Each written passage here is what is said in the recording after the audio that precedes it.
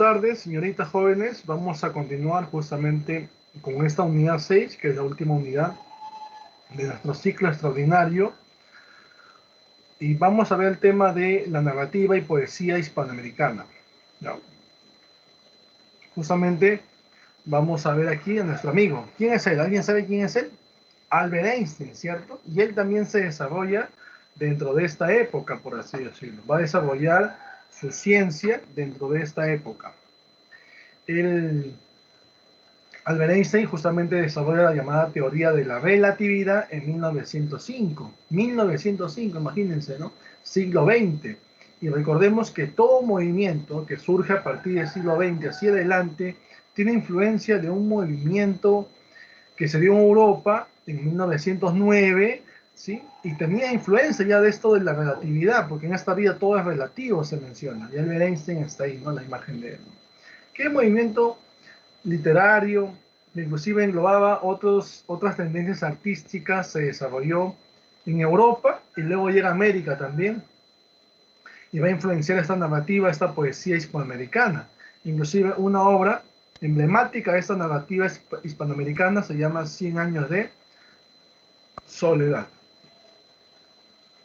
¿Qué movimiento es ese? Vamos, vamos, escríbanme, escríbanme.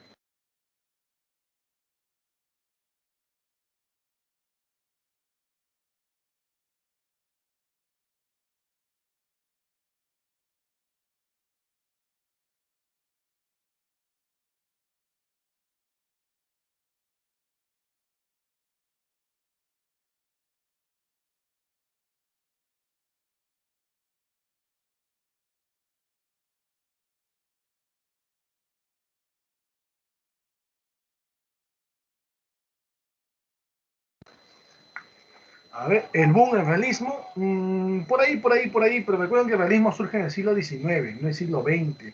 Siglo XX hacia adelante.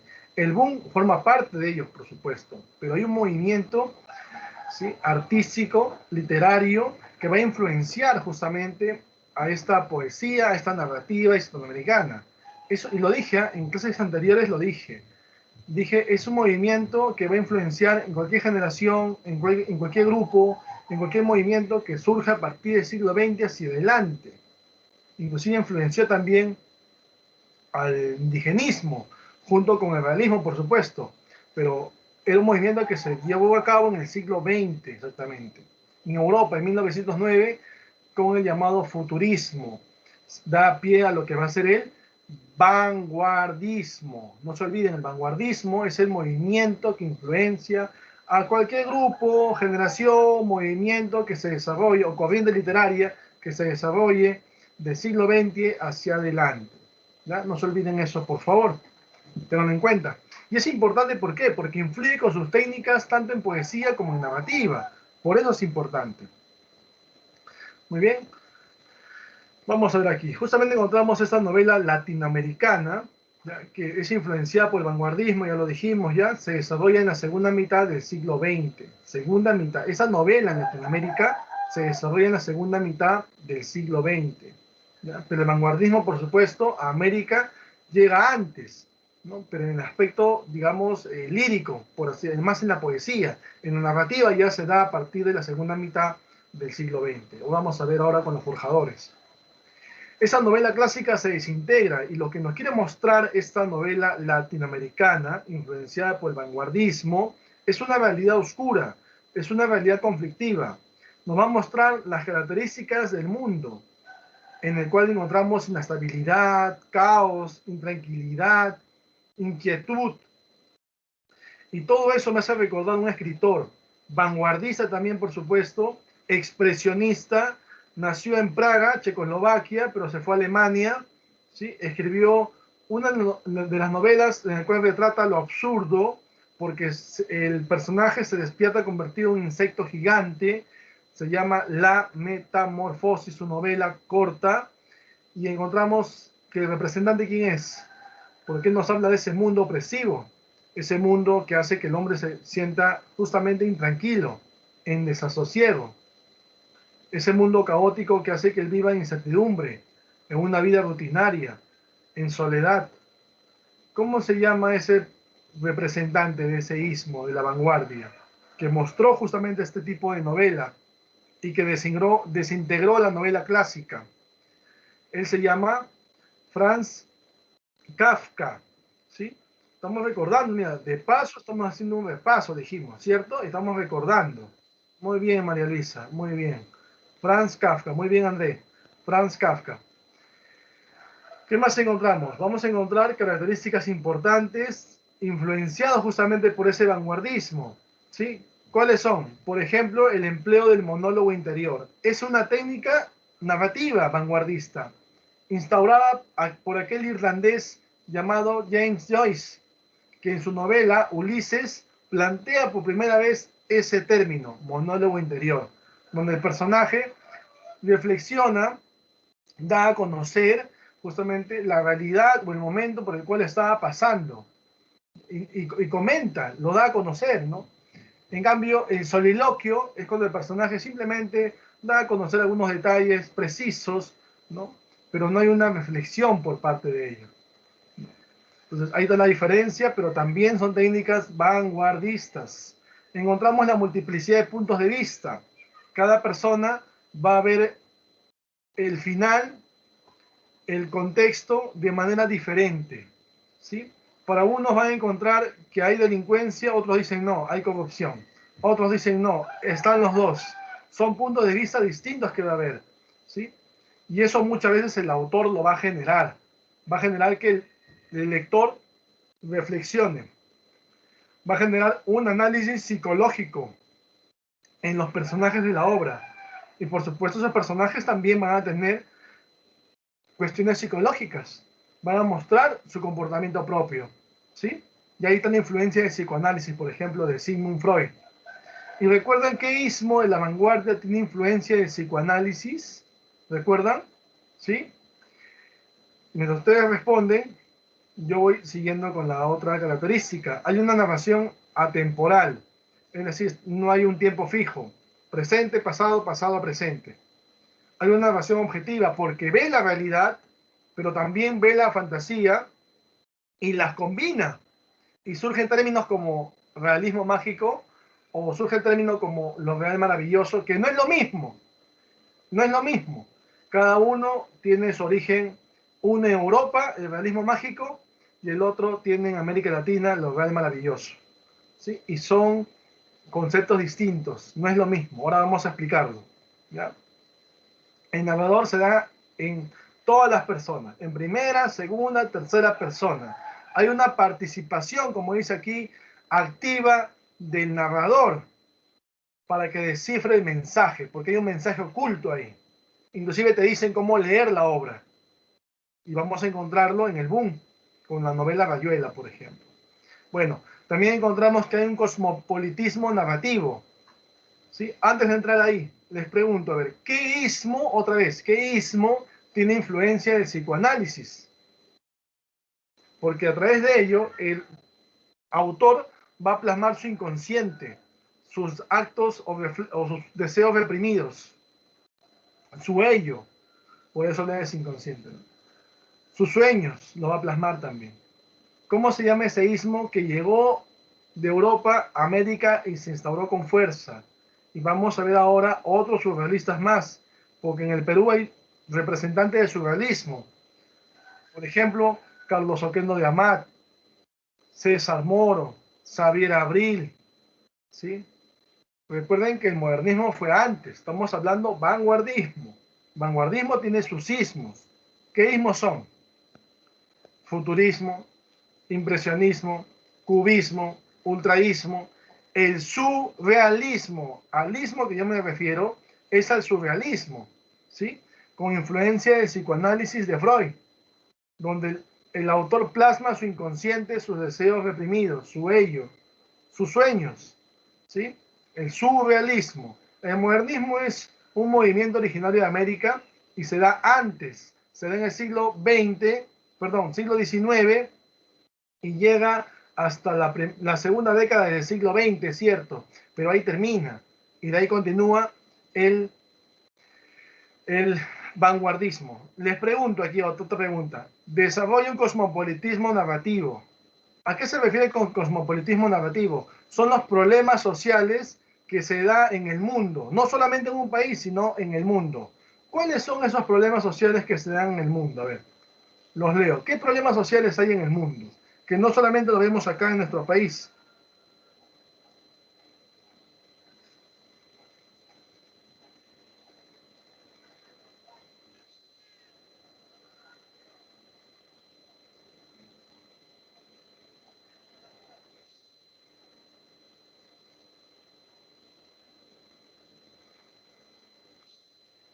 A ver, las guerras, muy bien, María Luisa, hay guerras, el racismo, muy bien, la corrupción, de hecho, muy bien. ¿Qué más?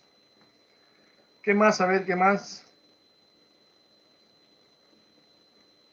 ¿Qué más encontramos?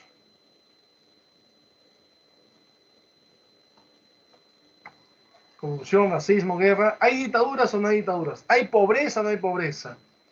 Otro flagelo que azota también la sociedad, la prostitución, por ejemplo, la delincuencia también, ¿sí? Y eso lo vemos en todas partes del mundo, ¿sí? Profe, ¿pobreza también en los países ricos? Claro que hay pobreza en los países ricos, ¿sí? Muy bien, Luisa, muy bien, Luis, muy bien, André, muy bien, María Luisa. Entonces, en base a esos temas se van a desarrollar, digamos, ese llamado cosmopolitismo narrativo, porque son temas en común que se encuentran. Hay incorporación de elementos oníricos vinculados a los sueños, a las alucinaciones, y lúdicos, al juego, al mito, por ejemplo. ¿Verdad? Y acá encontramos el realismo mágico. Vamos a ver el concepto, luego vemos el concepto del real maravilloso y luego vemos la diferencia. ¿Sí? El realismo mágico en este caso es una corriente literaria que surge a mediados del siglo XX. Hay mucha captación del lector hispanoamericano por las obras narrativas, en lo que es novela y cuento. El escritor hace uso de procedimientos narrativos más ricos y más variados para acercarse a la historia, al entorno y al hombre americano. Profe, ¿cuáles son esos procedimientos narrativos más ricos y variados? Las características del vanguardismo, justamente, que acabamos de ver en narrativa. Monólogo interior, narración atemporal, el cosmopolitismo narrativo, todo eso son elementos o procedimientos narrativos que permiten justamente acercarse a la historia, al entorno de ese hombre americano. Y hay una fusión de lo local con lo universal, ¿sí? Porque lo que sucede aquí en mi país también sucede en otras partes del mundo. Se fusiona lo local con lo universal. Hace uso de un lenguaje natural, asequible, ¿sí? Que cualquier lector hispanohablante pueda leerlo, pueda entenderlo, ¿sí? Y inserta problemas particulares, ahí están los problemas particulares del hombre contemporáneo. Y son los problemas que ha mencionado María Luisa, André, Luis y mi persona. La literatura se convierte en una posibilidad de conocimiento, de exploración filosófica, porque justamente van a decir, ¿y por qué se da? ¿Para qué se da? ¿Cuál es el motivo? ¿Cierto? O sea, hay una reflexión. Y esa reflexión es justamente vinculada a esa exploración filosófica. ¿Qué más encontramos? Encontramos tres elementos importantes respecto a lo que es el realismo mágico: lo onírico, vinculado a los sueños, vinculado a esa aceptación instantánea de la fantasía, vinculado a lo exótico en los relatos, a mitos, por ejemplo, Santa Claus. ¿Existe? No existe, ¿cierto? No existe, pero muchos creen que es muchos creen que es real, ¿no? Pero no existe. Esa es parte del realismo mágico, fantasía, mitos presentes ahí, lo exótico, lo extraño, encima que con un trineo, ¿no? Y unos renos ahí flotando, ¿no? Entonces, pero muchos pensaban que se existía antes, ¿no? Bueno, y acá vamos lo real maravilloso, ¿sí? Es una estrategia literaria en la que se transforma las maneras de narrar, los modos de narrar, ¿sí? Se juega con los puntos de vista, se rompe el desarrollo lineal del relato, la ruptura gramatical, se exige la complicidad del autor, que participe el autor y que haga participar también al lector, ¿sí? Hasta hacer que de la novela una aventura del lenguaje corriente, donde la realidad se confunde con lo fantástico, ¿sí? A través de lo llamado real maravilloso. Es la fusión de temas fantásticos y realistas, entremezclados con la mitología, la fábula americana y el mundo actual de los pueblos hispanoamericanos. Y acá vamos a ver algunas diferencias poco a poco ya. Recordemos que el realismo mágico escasamente busca lo maravilloso en la realidad, no busca lo maravilloso en la realidad. Mientras que por otra parte, lo real maravilloso lo encontramos de manera omnipresente en todo lo latinoamericano. ¿Ya? Diferencias entre lo real maravilloso y el realismo mágico. Muchos otros críticos intelectuales e intelectuales del mundo opinan que el concepto de lo real maravilloso acaba convirtiéndose en el famoso realismo mágico, lo cual no es cierto. ¿Sí? El realismo mágico es una tendencia internacional, es una corriente literaria que se da en Europa, que surge en el año de 1918 y que se da tanto en la pintura como en la literatura, ¿sí? El realismo mágico, donde se ofrece un mundo totalmente realista en el cual de repente sucede algo inverosímil o da a conocer personajes inverosímiles, ¿sí? En cambio, lo real maravilloso no es una tendencia internacional ni tiene límites cronológicos. Proviene de las raíces culturales de ciertas zonas de América Latina. Vamos a ver, ¿cómo es eso, profe? Aquí, el ejemplo es clarísimo. Miren lo que dice sobre el realismo mágico. Manifiesta algo extraordinario e imposible de ocurrir e irreal y se comenta como algo común. Ejemplo, mencionar gigantes, hadas o gente que vivió 400 años como una cuestión normal. ¿Sí? En Macondo, por ejemplo, personajes que vivieron más de 100 años. Profe, pero sí pueden vivir más de 100 años, sí. Pero aquí lo insólito. Por ejemplo, Úrsula Iguarán, que es fundadora, cofundadora de Macondo, ahí está el pueblo Macondo, de la novela 100 años de soledad, ¿sí? Úrsula Iguarán tenía más de 100 años, ¿sí? Y parecía que va a tener 100 años más, ¿no? Y su tataranieto le pregunta, abuela, hasta que llueve a cántaros, ¿no? Hasta que llueve muchas semanas y semanas. Abuela, ¿cuándo dejará de llover? Dice, ¿no? Y la abuela lo mira y le dice, pronto, hijo, pronto, le dice, ¿no? Y en eso el nieto, o tataranieto, le dice, abuela, y tienes muchos años, ¿cuándo vas a morir? Le dice, un niño, pues, ¿no? Inocente, ¿no? Y la abuela le dice, voy a morir el día que deje de llover. Y en ese momento el niño vio que dejó de llover, giró su cabeza a ver a la abuela y la abuela había fallecido. Lo dijo, inverosímil. Ese es parte del realismo mágico, por ejemplo. ¿Sí? Personajes que no se creen que le pueda pasar eso, ¿no? Justo dice eso y justo pasa y justo muere. ¿No? Eso es parte del realismo mágico. ¿Sí? Y lo real maravilloso, profe, es algo que pasa en la vida real. O sea, sí pasa en la vida real, pero que se vive como algo maravilloso. Según la perspectiva del sujeto, ejemplo, un extranjero asombrado por la celebración del Día de los Muertos en México. ¿No es parte de su cultura? Claro, es un hecho real. Celebran el Día de los Muertos. Y es un aspecto cultural y eso es algo maravilloso, por supuesto. ¿Sí? Entonces, hay una diferencia entre el realismo mágico y lo real maravilloso. ¿Estamos claros? ¿Sí? ¿Alguna pregunta ahí tienen? ¿Alguna duda? ¿Vamos bien? ¿Sí? ¿Vamos bien? Muy bien. Vamos bien. No hay preguntas, no hay dudas, es porque vamos bien. ¿No? Hay que decir que todo, claro. Ah, muy bien, André. Gracias, André. Gracias, María Luisa. Y aquí en la pintura, ahí está la pintura. ¿Qué apreciamos ahí? ¿Apreciamos realismo mágico o no?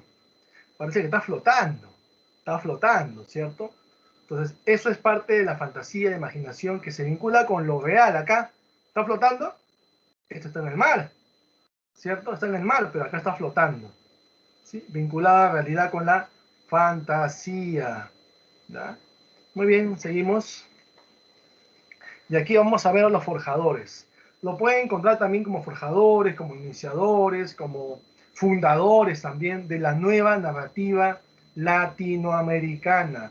Profe, ¿y quién inició toda la nueva narrativa? Porque está bien, habla de forjadores que son varios, pero hay uno que inició, sí, el uruguayo, Juan Carlos Onetti, iniciador de la nueva narrativa hispanoamericana, él, uruguayo, con su obra Junta Cadáveres inició justamente, Junta Cadáveres es su obra emblemática, está dentro de las 100 mejores novelas del siglo XX, y Junto a Cadáveres es aquella obra donde plasma un flagelo social, que es la prostitución, por ejemplo.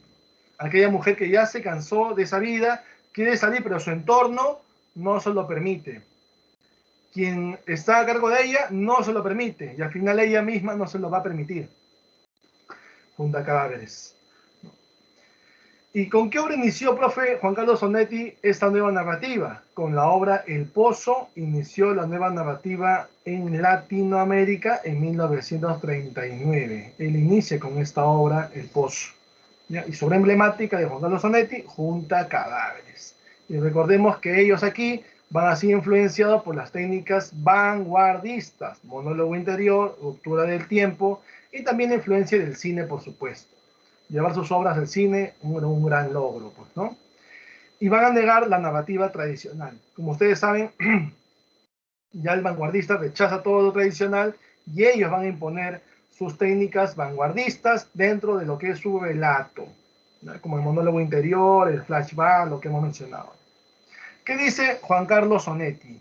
Quien escribe lo que le gusta a los demás puede ser un buen escritor, pero nunca será un artista. Ahí está.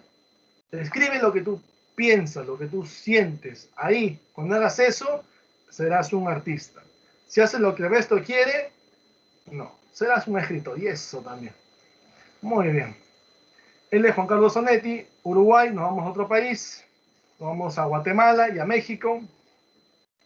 Y justamente en Guatemala encontramos a este señor que se llama Miguel Ángel Asturias, ¿sí? Representante, forjador de la nueva narrativa, ahora, bueno, de nacionalidad justamente proveniente del país de Guatemala. ¿Qué decía él? Para un pueblo hambriento e inactivo, la sola forma en que Dios puede aparecer es en la del trabajo y comida.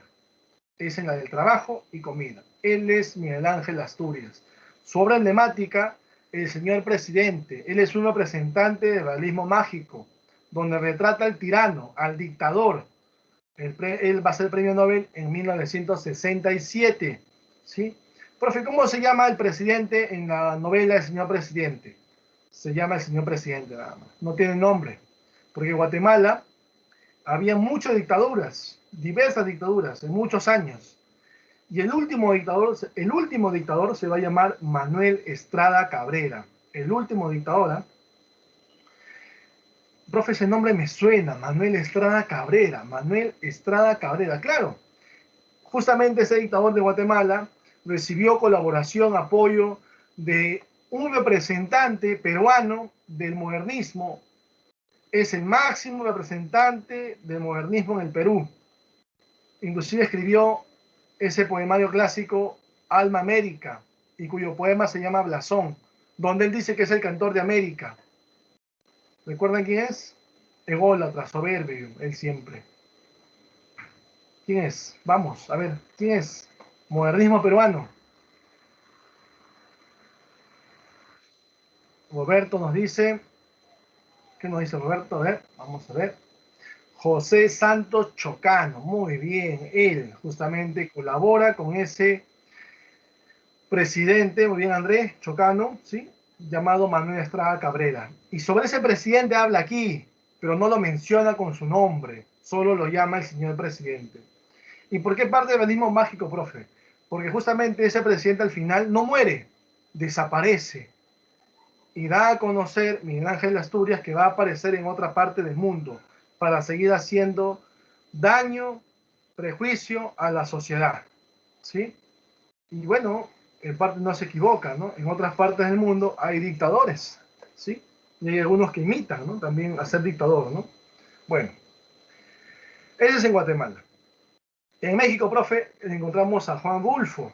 Juan Bulfo, por ejemplo, es un representante de lo Real Maravilloso, donde justamente encontramos una de sus obras, El Llano en Llamas, de estilo directo, economía verbal, y ahí nos habla, en El Llano en Llamas, nos habla del México rural, o sea, México que está, ¿no?, después de la Revolución Mexicana. ¿Qué sucedió en el aspecto rural de México? ¿Sí? Y luego tenemos su obra emblemática, entre las 100 mejores novelas de del mundo, y Juan Bulfo tiene a Pedro Páramo. Pedro Páramo es la novela emblemática de Juan Rulfo, ¿sí? Profe, ¿y de qué trata? Bueno, habla del pueblo de Comala. El pueblo se llama Comala. Es un pueblo fantasma, que en realidad antes no era fantasma, había vida, sino en que entre ellos se van a matar, producto de que Pedro Páramo abandonó su familia, se fue, se enamoró y se fue al lado de ella, de la matriarca de este pueblo de Comala. Ella muere por una enfermedad y el pueblo, en vez de estar triste, celebra la muerte de la matriarca, y eso le da cólera a Pedro Páramo, y en la noche asesinaba a las personas y al final a él también lo asesinan, y la gente buscaba culpables y entre ellos comenzaron a matarse, y cuando uno muere de una manera cruel, pena, su alma va a penar, y al final el pueblo se convierte en un pueblo fantasma, donde inclusive el pueblo desaparecía y aparecía, ¿sí?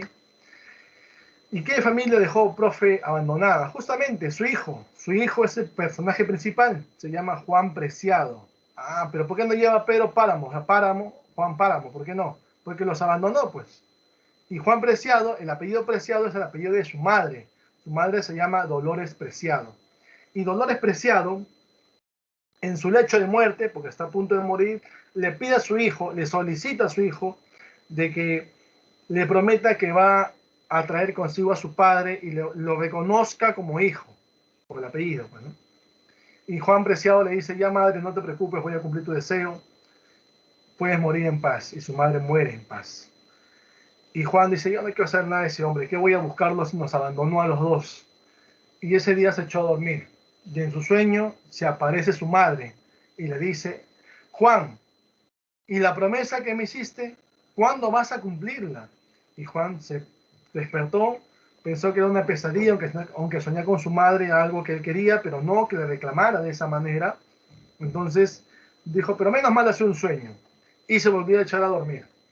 Y otra vez su madre, Juan, no es un sueño, te estoy haciendo recordar tu promesa. Y Juan se despertó y se dio cuenta que su inconsciente, su conciencia, mejor dicho, le estaba jugando una mala pasada y tenía que cumplir con esa promesa. Así que él va a buscar a su padre y va a ir al pueblo de Comala. Cuando ingresa al pueblo, ve sombras, ve personas que pasan y luego desaparecen, almas, escucha voces, no hay nadie a su costado, pero que le hable, sigue su camino hasta que encuentra a su padre Pedro Páramo, discute, le reclama, le dice, tienes que venir conmigo. Y Pedro Páramo dice que no puede porque él es parte del pueblo y que por más que quiera no puede acompañarlo, que lo siente, que más bien le recomienda, le aconseja de que se vaya del pueblo antes que sea demasiado tarde.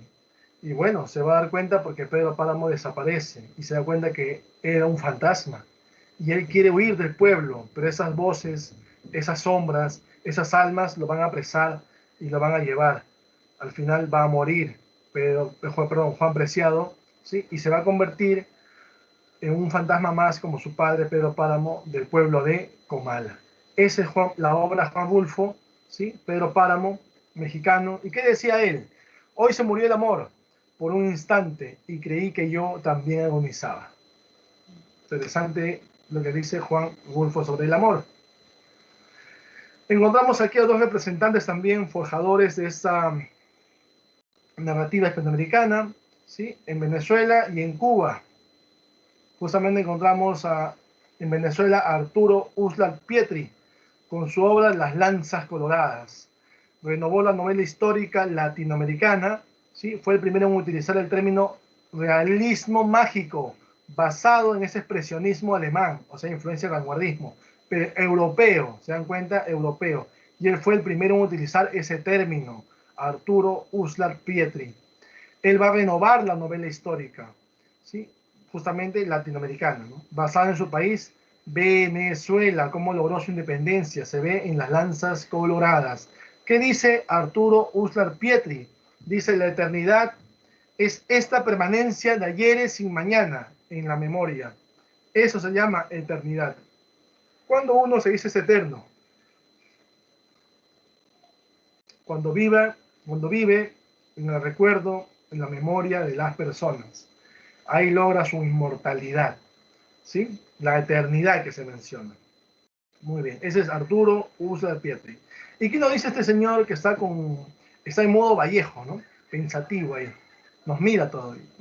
La máxima obra propuesta del ser humano es la de forjarse un destino. Eso es lo más importante de un ser humano, forjarse un destino. Buscar un motivo, ¿sí?, para forjarse un destino, ¿sí? Y todos los tenemos, todos los tenemos. Cuba, justamente está Alejo Carpentier.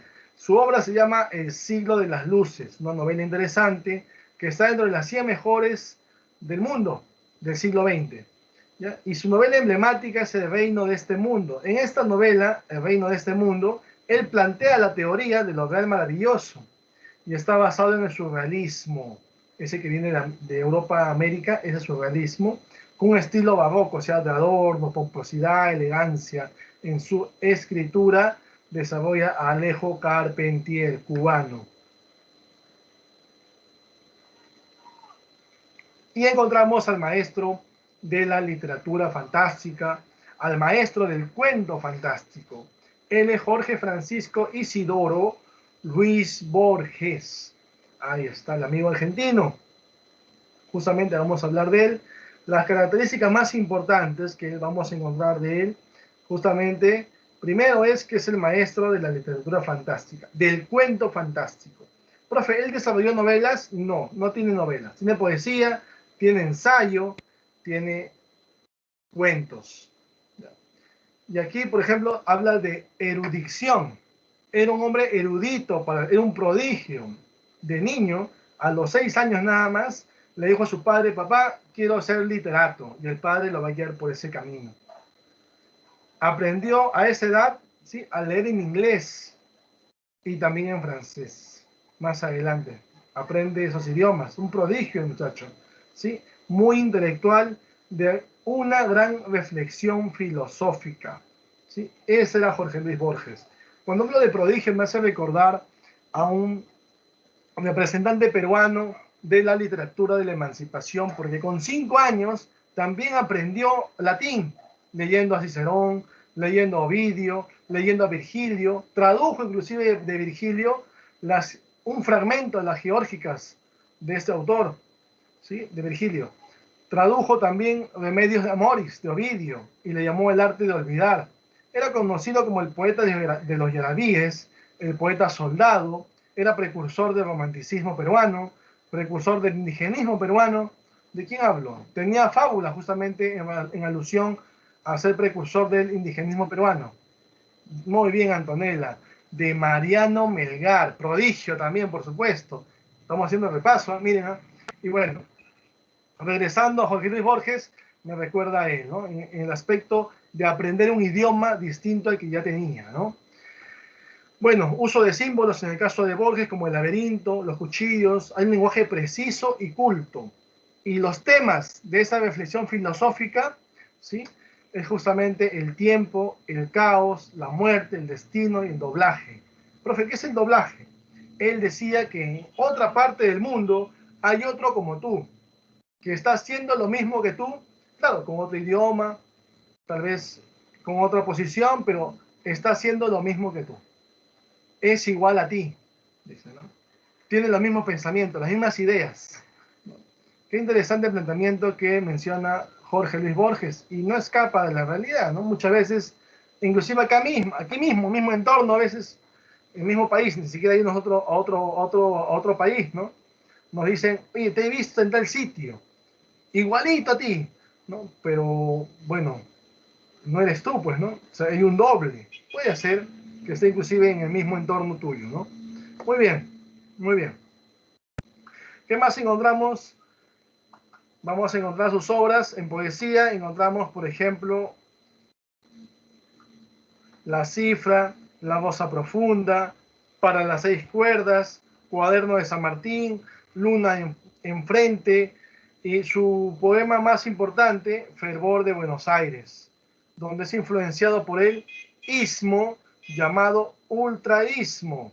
Este ultraísmo, recordemos, ¿sí?, tiene que ver mucho con las figuras literarias, sobre todo con el uso de la metáfora, ¿ya? Con el uso de la metáfora.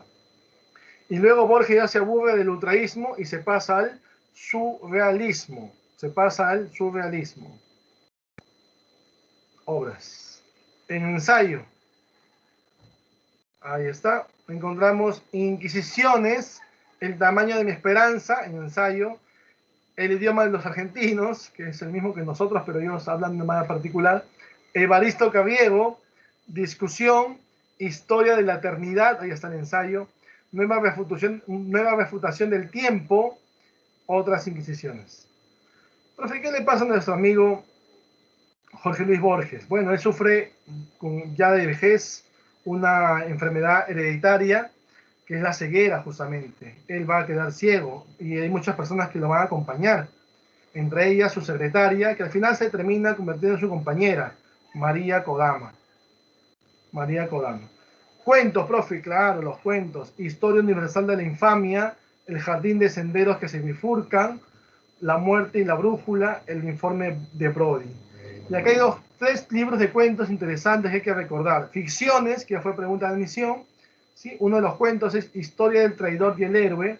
El Alep también está ahí. El libro de arena. ¿Ya? El libro de arena. Ahí está.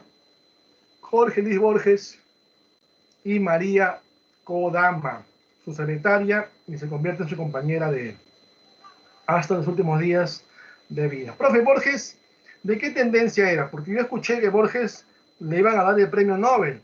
Bueno, lo nominaron al premio Nobel. Y él dijo bien claro, ¿para qué me nominan si no me lo van a entregar? ¿Sí? Mejor no me nominen. Es más, y si me lo entregan, no lo voy a recibir. Imagínense qué postura de Borges, ¿no? No querer recibir el premio Nobel. ¿Y por qué?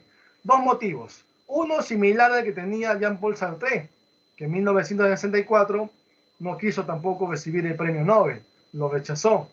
Y el motivo es similar, porque el hombre ha nacido y es responsable justamente de un entorno cultural y él tiene que desarrollar cultura. Es su obligación, es su deber. Y no por eso le vamos a dar un premio, un reconocimiento. Así pensaba Borges, como también lo pensó Jean-Paul Sartre en su momento. ¿Sí? ¿Y qué más? Que Borges también no le gustaba digamos, quienes lo entregaban, ¿no? Porque él era un hombre que pertenecía en Argentina, en política, apoyaba a la derecha. Y los que entregaban este premio tenían ideas de izquierda, socialistas, vinculados a Marx, mayormente. Y él no estaba de acuerdo con esa ideología. Entonces, por ese motivo también el rechazo, ¿no? El rechazo. Muy bien, muy bien.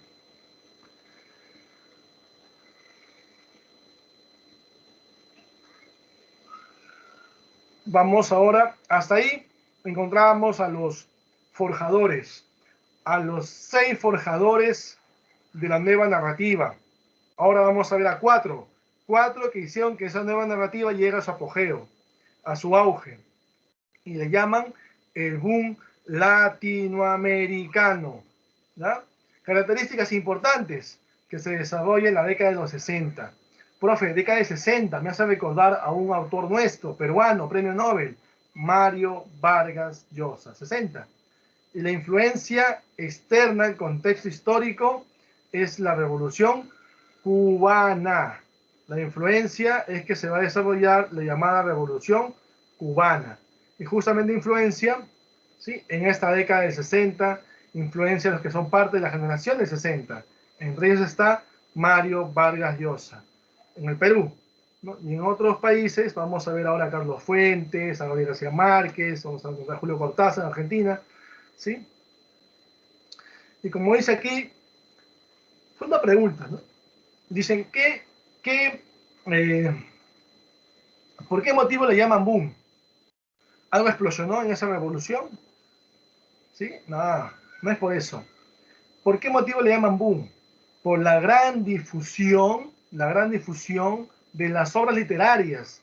Miren, obras que fueron traducidas en más de 100 idiomas. La primera de ellas fue La ciudad y los perros, obra que inicia este boom latinoamericano. ¿Sí? Y la otra obra, si fue en 110 idiomas La ciudad y los perros, la otra fue en 125, 130 idiomas. ¿Cuál es la otra obra? La obra emblemática, que inclusive, no sé si ustedes se percataron, observadores ustedes, se dieron cuenta al inicio de la diapositiva estaba un Einstein leyendo un libro, ¿cierto? Y había una lámpara ahí y en la lámpara decía un nombre. ¿Cuál es la obra emblemática de este boom latinoamericano? ¿Cuál es? André Roberto dice 100 años de soledad. 100 años de soledad. André, claro, en base a la teoría de la relatividad, porque él desarrolló la teoría de la relatividad, pero la obra se llama 100 años de soledad. Es la obra emblemática, ¿sí?, de este boom latinoamericano. Muy bien, André, Roberto y Fabiola. Muy bien. Y las editoriales van a permitir ese boom, esa difusión de las obras en más de 100 idiomas. ¿Sí? Por eso le llaman boom latinoamericano. Y todas las obras que se desarrollaron en ese entonces, si tienen cobertura a nivel nacional, las traducen a otros idiomas y las venden también. ¿Sí? ¿Y por qué las traduje? ¿Y por qué esa difusión de esas obras? Esa traducción masiva, ¿por qué? Porque encontraban calidad y madurez. Ambas encontraban en esa producción literaria. ¿Sí? Por ese motivo es que van a publicarlas y difundirlas. Muy bien. Encontramos aquí a estos dos representantes. Por ejemplo, está en Perú, encontramos a Mario Vargas Llosa, iniciador del boom latinoamericano, ¿sí? Premio Nobel 2010, obra iniciadora, La ciudad y los perros. Su mejor obra, Conversación en la catedral. ¿Sí? Es la mejor obra donde encontramos el tema de la corrupción, por ejemplo, en el cual estaba involucrado el dictador Manuel Odría. ¿Sí? Bueno, hasta ahí ya hemos hablado de Mario Vargas Llosa anteriormente, inclusive recuerdan su libro de memorias de Mario Vargas Llosa, su paso por la política y su desarrollo literario. ¿Cómo se llama su libro de memorias? Vamos, sencillo, ¿eh? Es como nadar en una pecera, sencillo. Vamos, ¿cómo se llama su libro de memoria de Mario Vargas Llosa?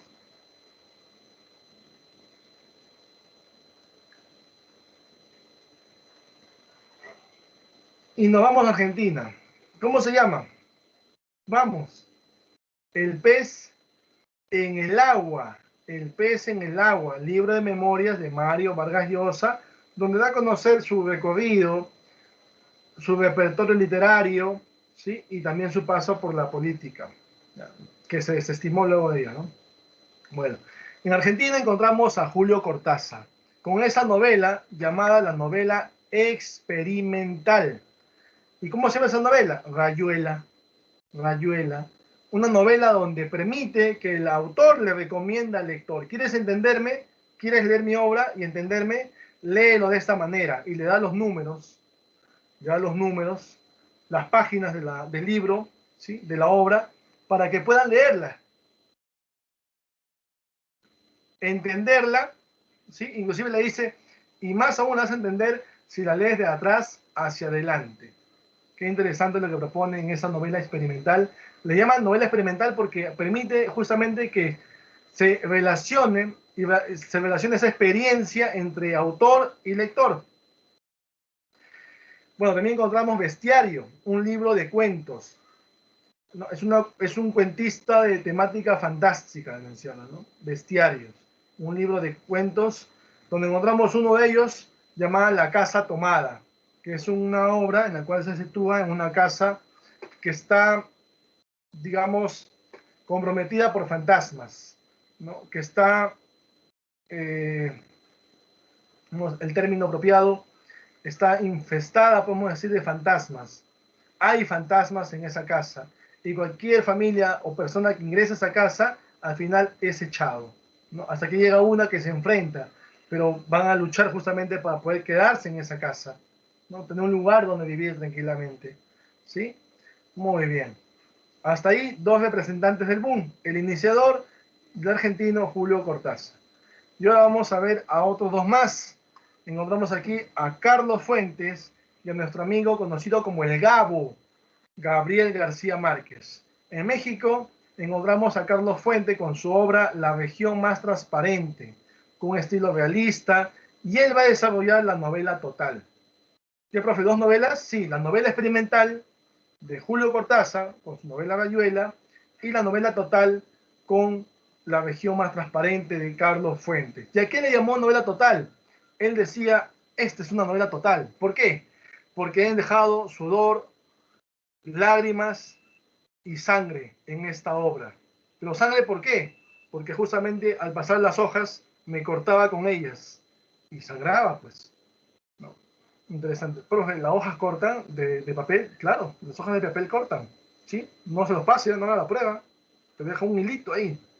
Corta. Y duele.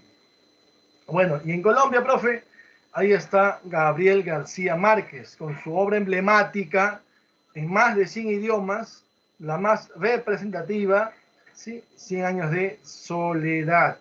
Premio Nobel en 1982 y ahora vamos a hablar de él. ¿Qué dice Carlos Fuentes primero? A ver, aquí menciona, dice, qué injusta, qué maldita, qué cabrona la muerte, que no nos mata a nosotros, sino a los que amamos. Que hacen, por supuesto, el dolor es doblemente, ¿cierto? Hay un doble dolor, ¿no? ¿Y qué dice nuestro amigo Gabriel García Márquez? El secreto de una buena vejez no es otra cosa que un pacto honrado con la soledad.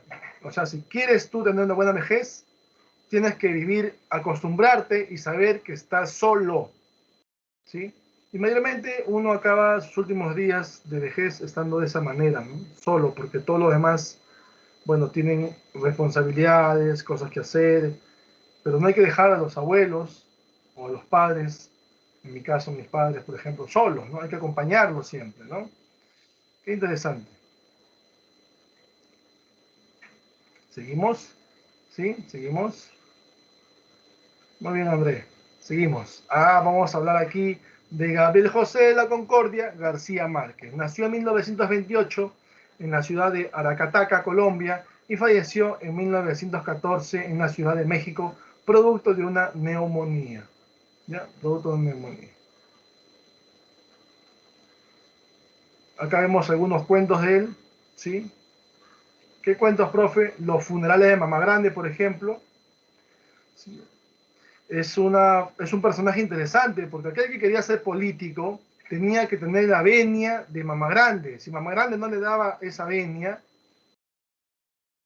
le daba ese respaldo, no podía ejercer ni como alcalde, ni como congresista, ni nada.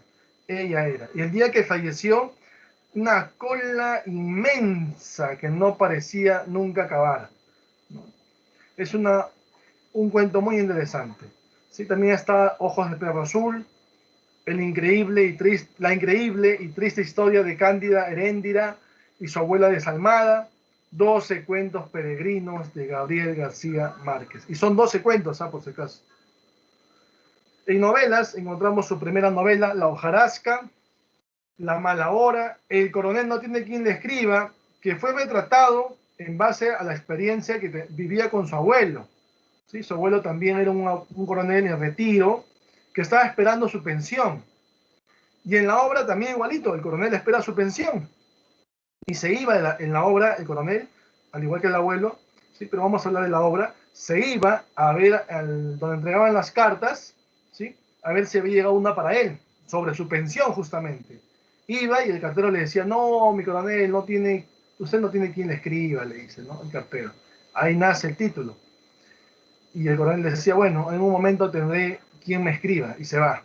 El abuelo vivía solo con su esposa, su hijo había muerto en la guerra y había quedado un gallo que representaba justamente a su hijo.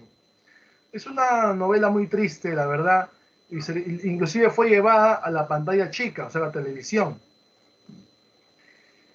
Y bueno, una obra en la cual retrata cómo los ancianos, habiendo culminado ya su proceso, digamos, su proceso como aportar, ¿no? Aportar para su jubilación, no recibe ello, ¿no? Y tiene que esperar todo un proceso engorroso para recibirlo, ¿sí? Y eso es lo que a él como que le causa, digamos, le causa cierto malestar, cierto dolor, ¿no? Y el coronel retrata eso justamente, esa vejez que no recibe nada del Estado por más aportes que dio, ¿sí? Y el coronel muere y nunca recibió su pensión. Y ese día que muere, llega a una embarcación y llega justamente una carta con la pensión del abuelo, del coronel en este caso. ¿Y qué decía?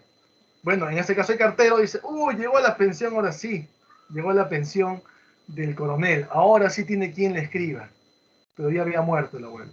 Y es una realidad que se vive no solo en nuestro país, miren, Colombia también lo retrató y Gabriel García Márquez lo da a conocer también en su país, ¿no?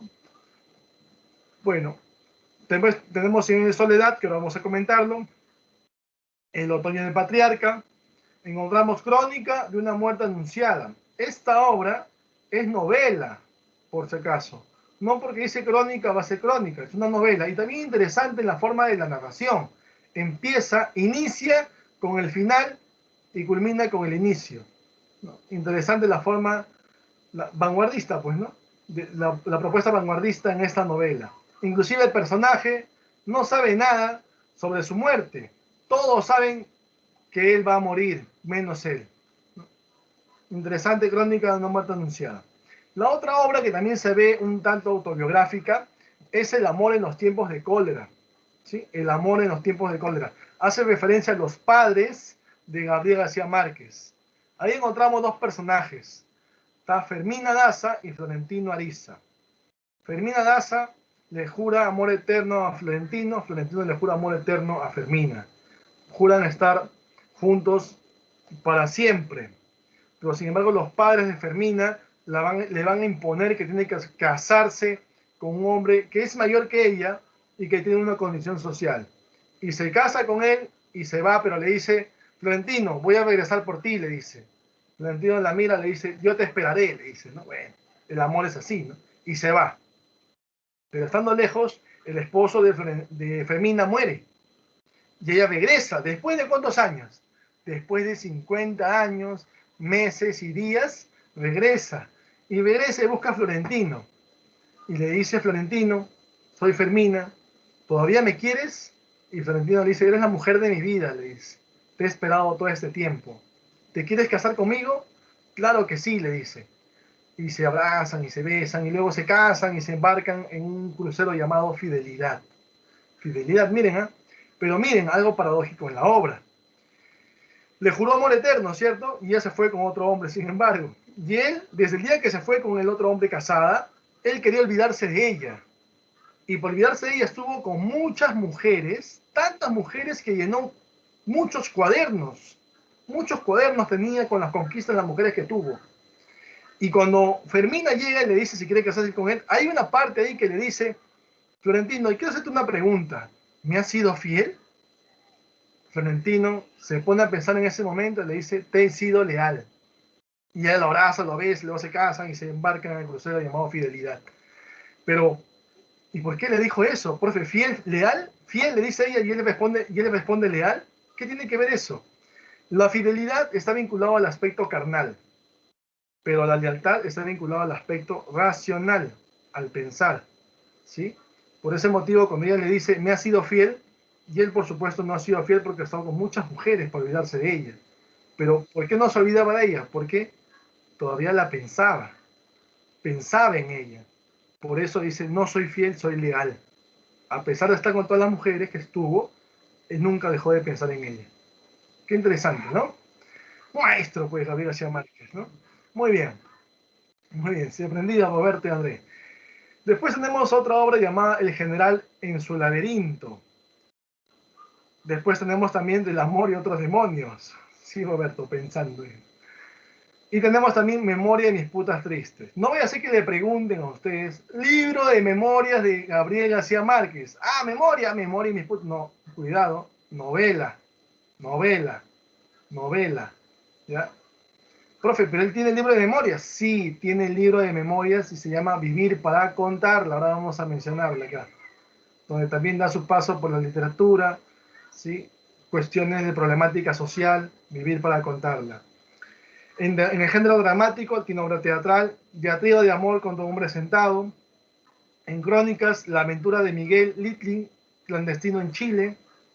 Y esta obra es una crónica periodística, por si acaso, crónica periodística, noticia de un secuestro, donde justamente da a conocer a aquel hombre vinculado al narcotráfico, que de otra manera se vinculó inclusive con las fuerzas del orden de su país, involucrado en la política, con las Fuerzas Armadas.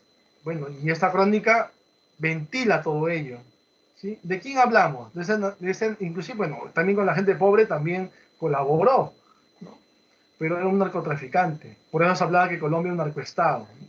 Por la influencia de este hombre, que quiso inclusive ser presidente también de Colombia.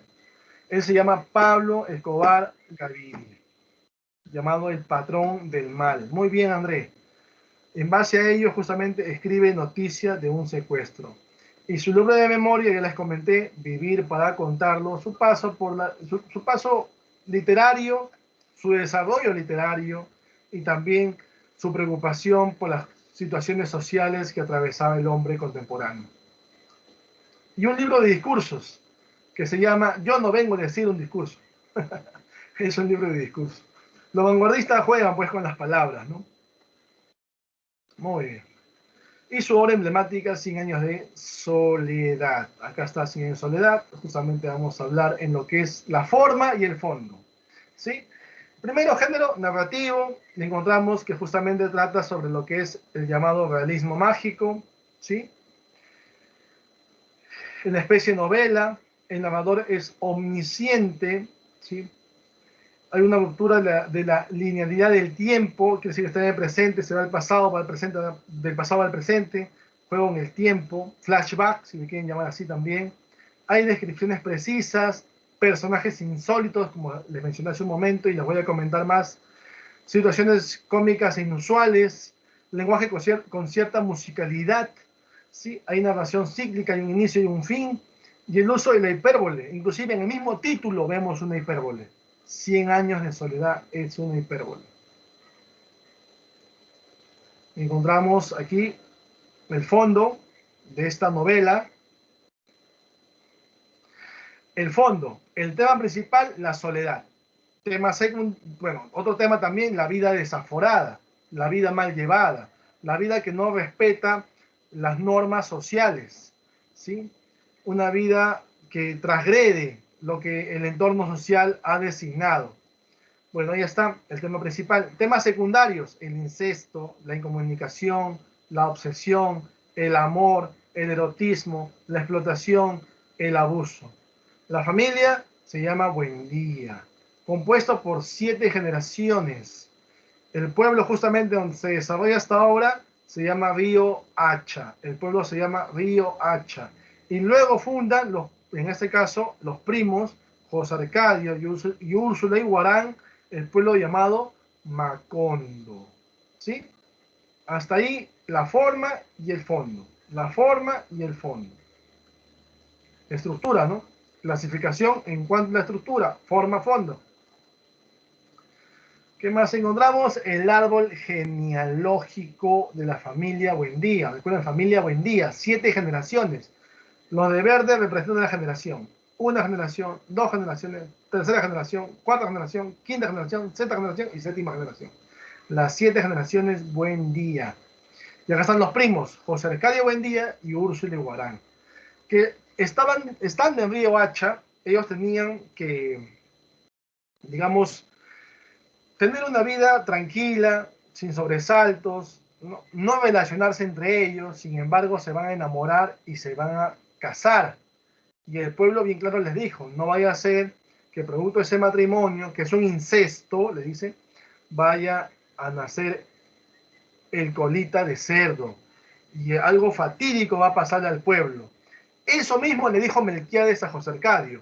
Melquiades es el gitano, el personaje insólito, que muere y vuelve a la vida. Inclusive un día José Arcadio le dijo, pero yo te vi morir, ¿por qué estás con vida? Lo que pasa es que me aburre estar muerto, le dice, y me siento bien, me siento vivo con ustedes, por eso he regresado. Personaje insólito, Melquiades, gitano, amigo de José Arcadio, y quien le entrega, Melquiades, le entrega el pergamino y le dice a José Arcadio, el último buen día va a descifrar este pergamino. No eres tú, le dice, guárdalo, y lo guarda. Bueno, José Arcadio se va a relacionar con Úrsula y Guarán, se casan, como les comenté, se casan, y bueno, él no va a tocar a su mujer por lo menos por un año, ¿sí? Y todo el pueblo sabía que no tenían nada entre ellos, un año, no había nada, ni siquiera noche de bodas, nada hubo, pero se querían estar juntos. Y José Arcadio llevó un día a su gallo de pelea para que pueda justamente enfrentarse a otro gallo de pelea de su amigo Prudencio Aguilar. Los gallos se van a enfrentar, se enfrentan los gallos. El gallo de José Arcadio mata, hace que entierre el pico, ¿sí? El gallo de Prudencio Aguilar, pero lo mata, y eso le da cólera a Prudencio Aguilar, y le reclama a José Arcadio Buendía y le dice, tu gallo mató al mío. Oye, tu gallo sí que pisa bien, ojalá le haga el favor a tu mujer, le dijo. Y eso le molestó a José Arcadio. Sacó una lanza y le atravesó la garganta, matándolo, ¿sí? Y José Arcadio esa noche buscó a su mujer y tuvo su primer contacto con su mujer. Producto de eso también va a salir gestando, por supuesto, ¿sí? Y ese personaje también es insólito, Prudencio Aguilar, porque se va a presentar el fantasma de Prudencio Aguilar, se va a presentar todas las noches, a partir del día siguiente, claro, después de haber estado con su esposa, se va a presentar todas las noches en la patedura de la cama de José Arcadio Buendía. Y Úrsula Guarán tenía miedo, y él también no iba a hacer que le haga daño, y se lavaba la herida el fantasma de Prudencio Aguilar, que finalmente Melquiades logra convencerlo de que ya deje a la familia Buendía tranquilo, ¿sí? Pero bueno, estaba gestando Úrsula Guarán y su barriguita se iba mostrando cada vez más. Entonces José Arcadio le dijo, no podemos seguir aquí, tenemos que irnos del pueblo. Y se van a ir, y no se van a ir solos, muchos pobladores dicen que quieren acompañarlos a fundar un nuevo pueblo, porque ese pueblo Río Hacha era un pueblo muy conservador. Entonces ellos no, eran de pensamiento liberal. Y se van a ir en una caravana, ¿sí?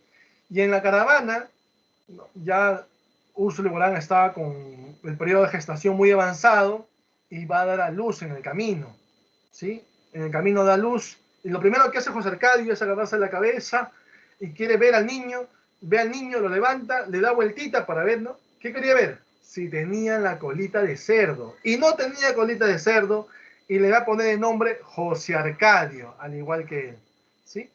Y bueno, como no tiene colita de cerdo, dijo, bueno, estamos tranquilos, entonces no se da lo de llamado incesto con colita de cerdo, así que José Arcadio ese día va a descansar y va a dormir profundamente. Y en su sueño hay una sala, un salón lleno de espejos que le grita un nombre, Macondo, Macondo. En ese momento se despierta, paren aquí, le dice, aquí vamos a fundar el pueblo. Y por ahí le preguntó, ¿y cómo se va a llamar? Macondo. Y van a fundar Macondo. Y como su hijo, el primogénito, nació sin colita de cerdo, se animaron por un segundo y vino Aureliano. El coronel, bueno, con el tiempo va a ser el coronel Aureliano Buendía. Y bueno, después también José Arcadio viene la tercera hija, Amaranta. Ella no se relaciona con nadie. Ellos dos sí. Inclusive llegó al pueblo la sobrina de José Arcadio, de Úrsula, Rebeca. Y Rebeca vino, dice, trayendo una peste del olvido. La gente se olvidaba del nombre de las cosas, ¿no? Y José Arcadio, un hombre muy inteligente, le ponía etiquetas para que la gente recuerde cómo se llamaban esos objetos. Sin embargo, también la gente comenzó a olvidarse hasta de leer, ¿no? Y apareció Melquiades, hizo un brebaje, dio de tomar y al final todos recobraron la memoria. Y bueno, José Arcadio tenía una relación con Pilar Ternera y justamente van a tener un hijo llamado Arcadio. Pero José Arcadio también se vinculaba con Rebeca en muchas oportunidades. Bueno, Aureliano, que ya era coronel, va a sublevarse 32 veces a una transnacional bananera, una industria bananera que estaba llevando a cabo en el pueblo de Macondo, que explotaba justamente a sus habitantes, y lo estaba volviendo conservador también. Entonces Aureliano se va a sublevar 32 veces y las 32 veces va a perder. pero también él, conforme iba avanzando en su vida, va a conocer varias mujeres, 17 mujeres, y en cada una va a tener un hijo, ¿sí? Y por eso vienen los 17 aurelianos, que él no quiso reconocerlos, pero la abuela le dijo, se parecen a ti, y los voy a llamar Aureliano. Y para diferenciarlos le ponen el apellido de la madre, ¿sí? Porque no quería reconocer. Bueno, José Arcadio muere, ¿sí? Producto de los conflictos justamente. Aureliano va a consolar a la cuñada y nace Aureliano José. ¿Sí? Bueno, producto de este amor entre José Arcadio y Pilar Tanera nació Arcadio, y Arcadio es el que va a tener descendencia con Santa Sofía de la Piedad, y va a nacer su hija llamada Remedios, Remedios la Bella. Remedios la Bella era aquel personaje insólito también, que cualquier hombre que se enamoraba de ella moría, ¿no? Estaba prohibida, dice, ¿no? Al final va a ascender, ¿no? va a ascender, se va al cielo, dice, ¿no? Bueno, su otro hijo son los gemelos, José Arcadio II y Aureliano II. Y justo el que se va a relacionar es Aureliano II. Va a tener hijos con con Fernández del Carpio, hijos como José Arcadio, Renata Remedios, y la última es Amaranta Úrsula. Renata Remedios, su madre Fernández del Carpio, quería lo mejor para sus hijos. Y Renata Remedios la tenía muy resguardada, muy cuidada, y no quería que nadie del pueblo que no tenga un nivel, un linaje adecuado esté con ella. Sin embargo, ella se enamora de un mecánico llamado Mauricio de Babilonia. Producto de ese amor va a estar gestando, y Fernández de Carpio va a mandar a matar a Mauricio, que al final lo termina lisiando, nada más, queda discapacitado. Y Fernández del Carpio a su hija la encierra en un convento, pero está embarazada. Nace su hijo y ella lo va a cuidar como si fuera suyo. Le va a poner nombre Aureliano, y bueno, nombre del padre, Babilonia se va a llamar. El apellido del padre, ¿no? Aureliano Babilonia. Y él es el último buen día, hasta ahí es el último buen día que va a descifrar ese pergamino que una vez Melquiades le entregó a José Arcadio Buendía. ¿Y qué decía el pergamino? Que el último Buendía iba a descifrarlo, y que si cometía incesto iba a ser responsable de que naciera el colita de cerdo, y producto de eso el pueblo iba a desaparecer por vientos huracanados. Entonces, ¿qué dijo Aureliano de Babilonia? Fácil, no me relaciono con ninguno del pueblo. Para eso, ya Fernández del Carpio le había dicho a Aureliano II, su esposo, de que como su hija cometió el error de relacionarse con Mauricio de Babilonia, no quería que pase lo mismo con Amaranta Úrsula. Y Amaranta Úrsula la envió, pequeña nomás, la envió a Bruselas, a Bélgica, para que pueda relacionarse allá y tener otra vida. Y ahí conoce a un millonario llamado Gastón. Ella le dice a Gastón, que es su esposo, le dice: Gastón, vámonos a Macondo, quiero conocer la tierra, regresar a la tierra, mejor dicho, de mis padres. Sí, hay que llevarle un presente. ¿Qué le podemos llevar? Y Gastón le dice: vamos a llevarle una avioneta, ya que tienen tren, han descubierto, han hecho una máquina que fabrica hielo, y eso justamente los hijos, le hicieron los dos hijos. De los 17, dos de los hijos del coronel Aureliano Buendía van a traer eso. Uno trae el tren, el otro trae fabrica una máquina de hielo, el hielo, ¿sí? Los otros 15 profes mueren en las sublevaciones del coronel Aureliano. Bueno, regresando aquí, entonces la avioneta, ¿no? Que de una u otra manera da modernidad también, refuerza la modernidad en Macondo. Pero se van a llegar, pero no llega la avioneta. Entonces Gastón le dice: bueno, Amaranta, voy a ver dónde quedó la avioneta, ¿sí? Y se va a buscarlo a dónde había quedado la avioneta. Amaranta Úrsula llegó de Bruselas, Bélgica, a Macondo, ¿sí? Y Aureliano de Babilonia no quería relacionarse con nadie del pueblo, con nadie. Y como ella llega de afuera, comienza a cortejarla. La enamora. Ella se enamora, él se enamora. Al final ambos se enamoran, ¿sí? Producto de ello, de ese enamoramiento, va ella a quedar gestando. Profe, y su esposo Gastón, ella le envió una carta y le dijo: Gastón, ya no vuelvas aquí a Macondo. He conocido el amor de mi vida, lo nuestro terminó. Y así continúa su vida con Aureliano de Babilonia, ¿sí? Ella estaba gestando ya, y bueno, él va a descubrir que esta mujer que él quería, que había conquistado, era no solamente una mujer que venía del extranjero, sino qué cosa era para él ella, y él qué cosa era para ella. ¿Qué parentesco tenían ambos? Vamos, ¿qué eran? Amaranta Úrsula y Aurelino de Babilonia. ¿Qué dice Fabiola? Su tía. Y él era el sobrino. Muy bien, María Luisa. Tía, sobrino. Y él descubre eso. Y ahora está gestando. ¿Qué se ha producido ahí? Incesto. Y es lo que no debía hacer el último Buendía. Ahora hay que esperar qué pasa, porque por lo menos tenía una luz de que tal vez nazca sin colita de cerdo como nació el primogénito de José Arcadio Buendía, que era su tatarabuelo, ¿no? Entonces va a esperar, bueno, su pareja, en este caso Amaranta Úrsula, muere en el parto, ¿sí? Y él ve que los médicos se espantan y salen corriendo del lugar y él dice, ¿pero por qué? Va a ver a su hijo, lo descubre de la manta que estaba cubriéndolo, lo levanta y ve la colita de cerdo, lo tapa y lo deja ahí, se asusta y se va. Se va buscando un lugar donde poder refugiarse y encuentra un bar donde va a tomar, se queda dormido, se despierta, dice mi hijo, va a verlo, porque al final es su hijo, va a verlo, destapa la colchita para ver a su hijo y su hijo estaba siendo devorado por las hormigas. Trata de limpiar a su hijo, abraza a su hijo a su cuerpo, quiere salir del lugar buscando ayuda, tocando las puertas, pero ya es muy tarde. Macondo está siendo arrasado por los vientos huracanados. ¿Sí? Esa es la obra Cien años de soledad de Gabriel García Márquez. Profe, usted mencionó que el coronel Aureliano Buendía era un personaje insólito. Sí, porque él, como perdió tantas sublevaciones, 32, las 32 las perdió, sus 15 hijos murieron, ¿sí? Entonces él quería matarse, quería quitarse la vida. Entonces quería dispararse a un lugar que muriera isofacto en el momento, sin dolor. Buscó un médico y este médico estaba haciendo investigaciones. La investigación del médico era que había una parte del cuerpo, ¿sí?, en el cual si tú te disparabas, entraba la bala, salía sin dañar un solo órgano. Él hizo esa investigación, pero faltaba quien lo ponga en práctica.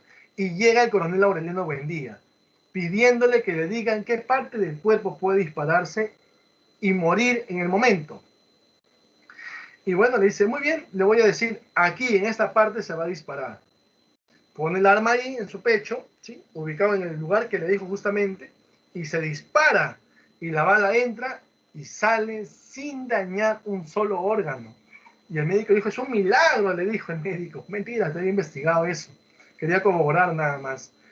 Y el coronel entendió que ni la muerte lo quería. Y se encerró en su casa a hacer brochecitos en forma de pescado de oro. Los hacía, luego lo va a fundir otra vez y otra vez los hacía y así va a pasar hasta el último día en que Macondo va a ser arrasado. ¿Sí? Son personajes, bueno, insólitos. ¿Sí? ¿Alguna pregunta hasta ahí? ¿Alguna duda? Vamos a ver a la poesía hispanoamericana. Roberto dice, la malogró. Claro, pues si estaba todo listo, él no tenía que relacionarse con nadie, pero bueno, se fijó en alguien que vino de afuera y no sabía el parentesco que venía con ella, ¿no? Muy bien, vamos a hablar de poesía hispanoamericana. Y vamos a hablar, cuando hablamos de poesía, igual que narrativa hispanoamericana, el vanguardismo está presente. Y su representante vanguardista, para muchos que forman parte de este movimiento, de Franz Kafka, ¿sí? Surge, como dice, en la segunda década del siglo XX, si hablamos de poesía, si hablamos de la llegada al Perú, ¿sí?, si hablamos de llegada a América, y no llega solo, llega con diversos sismos, expresionismo, futurismo, ultraísmo, surrealismo. El surrealismo es el que le impacta con fuerza en América Latina, ya lo dijimos ya cuando hablamos de los forjadores de la nueva narrativa, y del boom profe también son vanguardistas. Características en lo que es poesía, encontramos el uso del versolibrismo, un lenguaje metafórico, hay una ruptura gramatical producto de la tensión emocional que genera muchas veces hermetismo en el contenido del mensaje, hay una creación de forma y fondo, el desarrollo de los llamados caligramas. Las características es justamente, ya hemos visto ya en la unidad 2 cuando hablamos de vanguardismo peruano, ¿verdad? Muy bien, vamos a hacer un repaso, es un repaso, Acá otra retroalimentación, pero en base a Vallejo, el feedback también le dicen, ¿no? Flashback es diferente, es juego en el tiempo. presente, pasado, pasado, presente. El feedback es retroalimentación, es recordar, es reforzar. ¿Ya? También de la unidad 2, y ahí vimos a César Vallejo, poeta vanguardista, temáticas de su obra, dolor, contenidos humanos y sociales, obras, Los Heraldos Negros, Trilce, Poemas Humanos, España parte de mí, este cáliz. Profe, pero antes de ser poeta vanguardista, él desarrolló otro movimiento, porque si hablamos de poesía vanguardista, Trilce pues es la obra vanguardista, ¿cierto? Y es más, recordemos que Vallejo tuvo 3 etapas. La primera es la que justamente les pregunto yo. ¿Cuál fue la primera etapa como poeta de César Vallejo? Y la obra que publicó fue Los Heraldos Negros, con esa etapa. Muy bien, Antonella. Modernista. Modernista, vanguardista y luego fue socialista, la tercera etapa de Vallejo. Pero un socialismo bien entendido, un socialismo inspirado en Europa, porque él fue a Rusia y se inspiró en ese socialismo que hasta ahora sigue vigente y que Rusia es una potencia mundial, no es Venezuela, que el socialismo ha sido mal entendido en ese país. Y que quieren imitar, ni hablar, ¿eh? Un desastre se viene, ¿no? Bueno, esperemos que no sea así. Después tenemos también, como esa tendencia socialista, encontramos también ahí los llamados poemas humanos. España, parda mí este cáliz. Son, como se dice, poemas de la etapa socialista de César Vallejo. Y son poemas póstumos, que él lo escribió, pero lo publicaron después de su muerte. ¿Quién lo publicó? Su esposa Georgette Philippa, con su amigo Raúl Porras Barnechea. ¿Sí? ¿Está bien hasta ahí? ¿Alguna pregunta, alguna duda? Muy bien, sigamos. Esta poesía hispanoamericana desarrolló 2 tipos de poesía. Poesía pura, con algunos representantes, y la poesía social también con algunos representantes. Por ejemplo, la poesía pura, sin compromiso social. Se ve romanticismo, ¿sí? Pero con temas novedosos, ¿no? Inusuales, no antes vistos, ¿no? Recuerden que la temática es distinta, la forma de ver el arte es distinta debido a los sismos. Y por ejemplo, aquí encontramos a Vicente Huidobro, que él va a desarrollar un ismo que es originario de América, llamado el creacionismo, donde él dice que el poeta es un pequeño dios. Encontramos a Pablo Neruda, encontramos a Jorge Luis Borges. Cuando hablamos de Jorge Luis Borges hay que recordar, dice, yo no hablo de venganzas ni perdones. El olvido es la única venganza y el único perdón. Interesante, ¿no? Poesía pura. Poesía social, encontramos a Pablo Neruda, que desarrolló poesía pura y poesía social. Encontramos a Nicolás Guillén con el ismo llamado el negrismo, obras como Motivos del Son y Songoro Cosongo. Ahí están los 2 tipos de poesía y sus representantes. En el caso de poesía pura y poesía social, encontramos a Pablo Neruda, en ambos casos. En ambos casos. Profe, ¿y Vallejo, podemos encontrarlo ahí o no? ¿Qué dicen ustedes? A ver, acabamos de hablar de él, acabamos de recordarlo. ¿En cuál lo encontramos o también desarrolló los 2? Vamos, ¿qué dice su análisis? A ver, ¿ambos o uno de ellos? Vamos, vamos. Vamos, ¿qué dicen? Vallejo, César Vallejo. ¿Desarrolló qué poesía? ¿Pura nada más, social o ambas? Como Pablo Neruda. Andrés se anima y dice ambos. Claro, Vallejo tiene poesía pura y tiene poesía social. ¿Cuál es la pura, profe?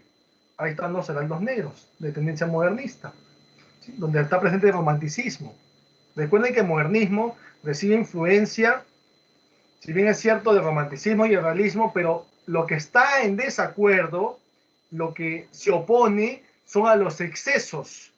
Si no, Rubén Darío no hubiese admirado a Víctor Hugo, que es un romántico, ¿sí? Se opone a los excesos, pero el modernismo tiene en cuenta el romanticismo, pero no el excesivo. Entonces, así pues, Vallejo tuvo poesía pura, Heraldos Negros, y luego poesía social, España parte de mi cáliz, poemas humanos, por ejemplo. ¿Ya? Muy bien, Roberto, muy bien, Antonella, André, muy bien, Antonella también ahí, modernista dijo, muy bien. Y vamos a ver los representantes de esta poesía hispanoamericana en los diversos países de Hispanoamérica, justamente. Encontramos en México a Lichu Macero con su obra Páramo de Sueños. Encontramos a José Emilio Pacheco, encontramos a Rosario Castellanos, encontramos a Óscar Becerra, encontramos a Octavio Paz, que al final vamos a verlo. En Colombia encontramos a Álvaro Mutis, que es muy amigo de Gabriel García Márquez, inclusive lo apoyó en desarrollar su obra 100 años de soledad. En Ecuador encontramos a Jorge Enrique Adón, en Ecuador. En Venezuela encontramos a Juan Liscano, en Cuba a José Lezama. Son representantes, digamos, en poesía de esos países, son los que más destacaron en esos países. ¿Ya? Y aquí vamos a Nicaragua, Argentina, vamos a Chile, vamos a Uruguay también. Y acá está el nicaragüense Ernesto Cardenal, justamente él, que es poeta, político, y él dice, los poetas son los que protegen a los pueblos con las palabras. Nicaragua, Ernesto Cardenal, su obra, epigramas, salmos, por ejemplo.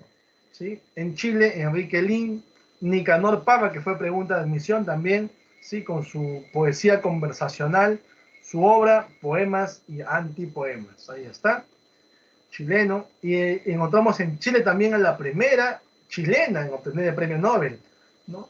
Ella se llama Lucila Godoy Alcayata, pero se va a hacer conocer como Gabriela Mistral. Su obra más importante, Desolación, otra obra, profe, Tala también está, ¿sí? De Gabriela Mistral, cuyo nombre verdadero es Lucila Godoy Alcayata. En Argentina, profe, está Juan Gelman, Alejandra Pizarnik, Árbol de Diana, con su obra Árbol de Diana. En Uruguay, Juana de Ibarboru, con su obra Raíz Salvaje. Ahí está la Argentina y el nicaragüense en este lado. ¿Ya? Más encontramos en el Perú, profe, obvio, en el Perú. Y aquí vamos a ver las tres generaciones presentes. Vamos a encontrar del 50, los tres primeros, del 60, los dos siguientes. Carlos Germán Belli, obra o Hada Cibernética. Jorge Eduardo Yelson, obra Reinos. Blanca Varela, obra Ese puerto existe, Canto Villano. Dentro de ella está Curriculum Vitae. Del 60, Antonio Cisneros, obra Canto ceremonial contra un oso miguero. Del 60, Rodolfo Nostroza, obra Contra Natura. Son representantes del 50 y 60 que forman parte de esta poesía hispanoamericana. Y vamos, y profe, ¿qué aparece la estela ahí? La estela representa nuestra universidad. Y encontramos aquí a villarrealinos, por supuesto, ¿sí? Presentes en esta generación de 60 y 70. Aquí encontramos a Jorge Pimentel Villarrealino, fundador del movimiento Hora Cero, movimiento que trascendió fronteras, llegó hasta México inclusive. Ahí está la obra Kenacor y Valium 10. Tenemos a Juan Ramírez, fundador del movimiento también Hora Cero. El que encabezó todo esto fue Jorge Pimentel Villarrealino, y de ahí los sanmarquinos van a unirse a él, ¿sí? Y van a reforzar ese movimiento Hora Cero, y por supuesto van a ser fundadores también junto con él, ¿no? Su obra de Juan Ramírez, Vida Perpetua. Enrique Verástegui, también fundador del movimiento Hora Cero, obra En los extramuros del mundo. ¿Sí? Carmen Ollé, esposa de Enrique Verástegui, justamente, fundadora también del movimiento Hora Cero, con su obra Noche de Adrenalina. ¿Sí? Y por supuesto en el 70 encontramos a José Watanabe Villarrealino, él, ¿sí? Obra Álbum de Familia. Profe, ¿y ellos qué estudiaron en Villarreal? En el caso de Jorge Pimentel, economía, pero desarrolló su literatura, ¿sí? Y José Watanabe, profe, arquitectura, pero en el segundo año nomás va a dejarlo por cuestiones económicas. De ahí sigue con su camino literario, por supuesto. José Watanabe. Muy bien. Encontramos fundadores de la poesía hispanoamericana, ¿sí? Fundadores, iniciadores, forjadores, también pueden colocar el término, no hay problema. Vallejo, Vicente Huidobro, Octavio Paz, Neruda. Ellos van a tener influencia del surrealismo y son los fundadores de esta poesía hispanoamericana. ¿Estamos? ¿Estamos? Sí. Muy bien. Y aquí está el nombre de la pipa y la boina, ¿no? Pablo Neruda. Profe, ¿se llamó Pablo Neruda? No. En realidad él se llama Ricardo Eliezer Neftalí Reyes Basualto, pero se va a hacer conocer como Pablo Neruda. Recibió el premio Nobel, es el segundo chileno en obtener el premio Nobel en 1971. Murió tan solo a los 2 años después de recibir el premio Nobel y en circunstancias penosas, ¿no? Porque le va a dar cáncer y el cáncer es lo que lo va a matar. Aunque muchos dicen que fue la tristeza. La tristeza al enterarse que su amigo había sido derrocado, asesinado, con un golpe de Estado dado por Pinochet. Recuerden que Pablo Neruda era el voceado para que sea representante, mejor dicho, para postular como presidente del país de Chile. Sin embargo, él dijo, no, dijo, el ser presidente involucra mucha responsabilidad social, voluntad, un entorno adecuado y la verdad yo no tengo nada de ello, más bien a quien propongo es a mi amigo, Salvador Allende. Por eso Salvador Allende llega a ser candidato y gana la presidencia. Y porque su amigo Pablo Neruda, que fue el escogido, pero él no quería, porque a él le gustaba viajar más, pues no le gustaba estar en un lugar estático, lo va a premiar Salvador Allende, lo va a nombrar diplomático y va a viajar a varias partes del mundo. Entre ellos llega a España, por ejemplo, donde presencia la Guerra Civil Española y tiene un poema que se llama España en el corazón. ¿Sí? Al igual que Vallejo, España parte de este cáliz, claro, que es póstumo, él sí lo publicó en vida, ¿no? En el caso de Pablo Neruda, ¿no? Y también de Ernest Hemingway, por quien nombran las campanas, en vida también, en base a la Guerra Civil Española. ¿Sí? Pablo Neruda también escribió. Muy bien, entonces, más que todo se dice que murió por eso, ¿no? La tristeza de enterarse que su amigo había fallecido, ¿no? Muerto de esa manera por un golpe de Estado por Augusto Pinochet. Bueno, ¿qué más mencionar? Tiene un libro de memorias también que se llama Confieso que he vivido. Su paso literario, por la política también estuvo, y su repertorio literario. Sobre todo ello, ¿no? Etapas de Pablo Neruda. 4 etapas. 4 etapas. Pero, profe, he visto que hablan de ejes. Sí, hay 2 ejes. El eje del amor y el eje social. Dentro de las etapas encontramos la iniciación, o también le llama modernismo. Y ahí está 20 poemas de amor y una canción desesperada, donde se habla del amor juvenil. La otra etapa es la etapa residenciaria o surrealista, vinculada al vanguardismo. Residencia en la tierra, donde se aprecia una visión pesimista sobre la vida, sobre la existencia del hombre.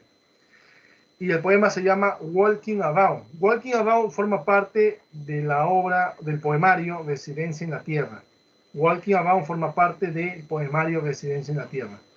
Tenemos en poesía sociopolítica Canto General, donde da a conocer uno de los monumentos y de las maravillas del mundo más importantes que está en el Perú, Machu Picchu. Ya habla en el poema Altura de Machu Picchu.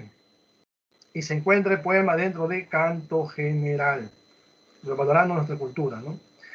Poesía profesional, encontramos odas elementales, donde encontramos sencillez, tono vital y optimista, ¿sí? Pero también con el uso de figuras literarias y especies líricas, sobre todo como una de ellas que es la oda. Y ahí vemos odas elementales, justamente donde va a alabar al mar, al tiempo, al vino, a la cebolla, a la lechuga. Él es Pablo Neruda. Y si hablamos de ejes, los 2 primeros son eje del amor y los 2 segundos son el eje social. Muy bien, encontramos aquí el poema Walking Around. ¿Alguien quiere leerlo? ¿Alguien quiere leer el poema? Levante su manito y yo permito que lea el poema. ¿Alguien quiere leerlo? ¿Se anima a leer a alguien?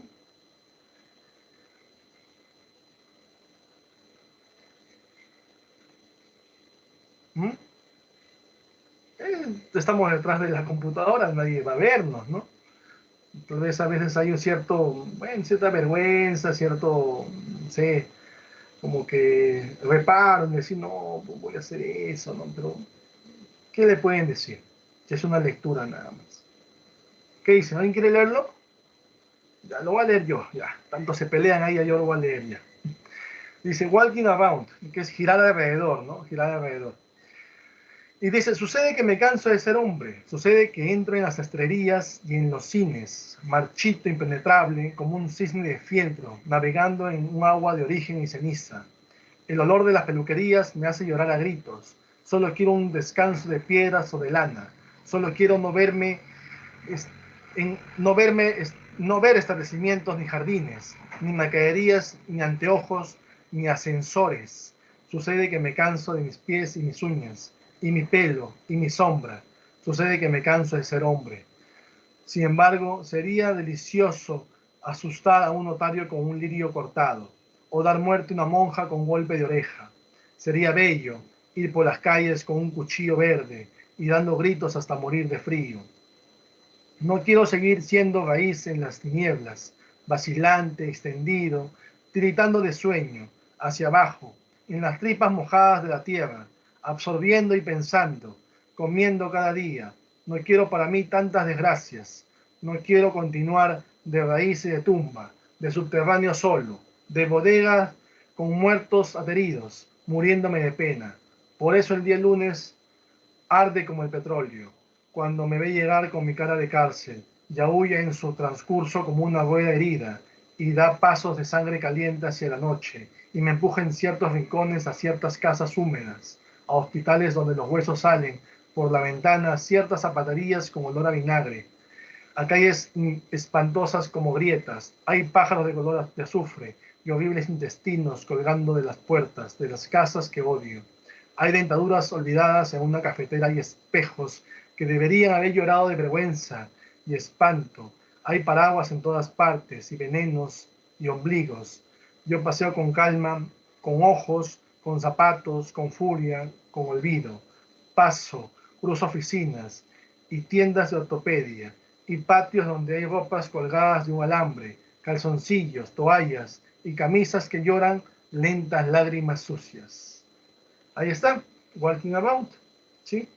Les pregunto, ¿qué figura literaria encuentro? A ver, ¿qué figura literaria encuentro en ese poema? Los leo. Hay figura de sentido tropo, que puede ser metáfora, símil, antítesis, hipérbole, o puede ser figuras gramaticales o dicción, que puede ser anáfora, puede ser epíteto, elipsis, hipérbaton, asíndeton, polisíndeton, 6. ¿Sí?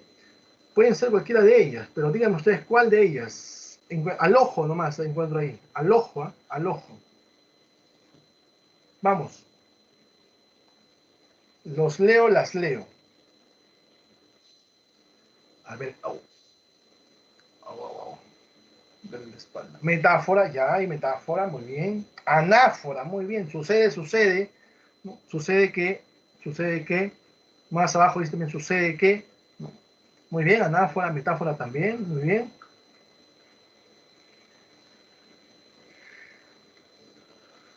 Ya hay uno más notorio. Hay uno más notorio.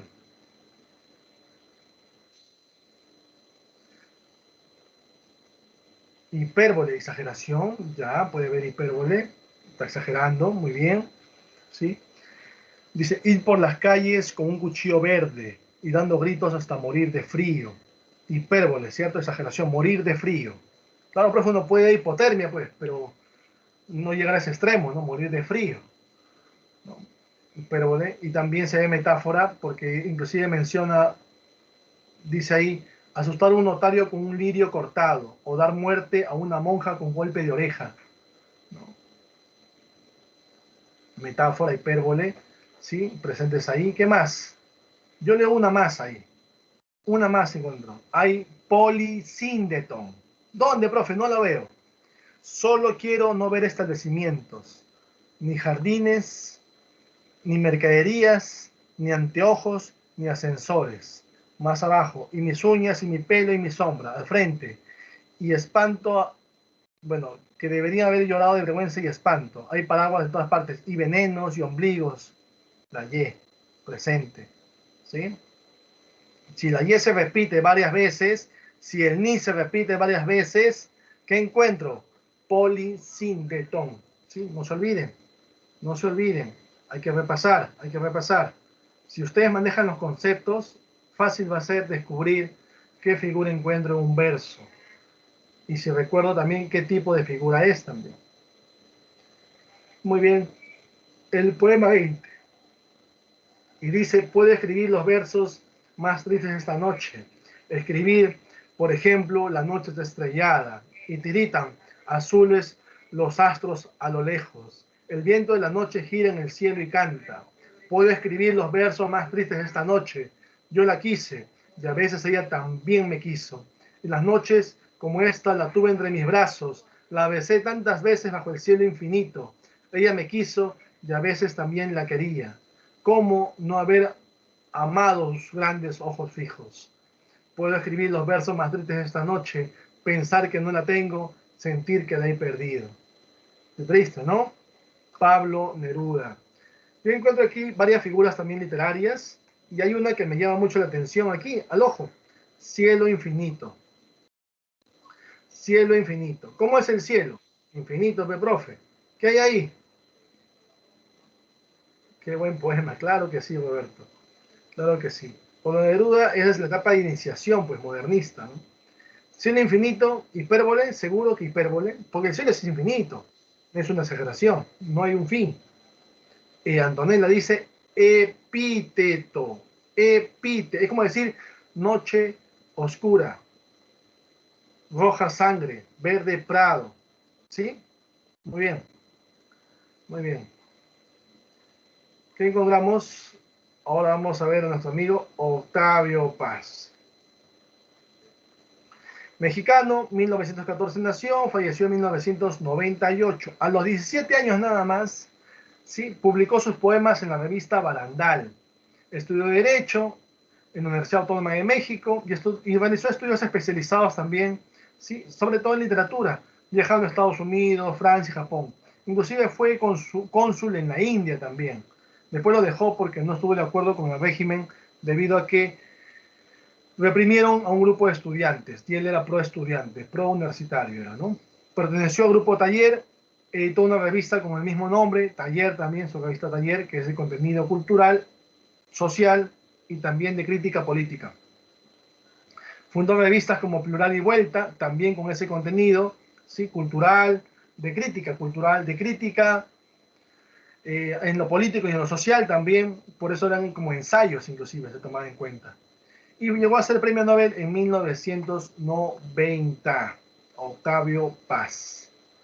Obras en lo lírico y también en lo expositivo, ¿sí? Tiene obras líricas, tiene obras expositivas.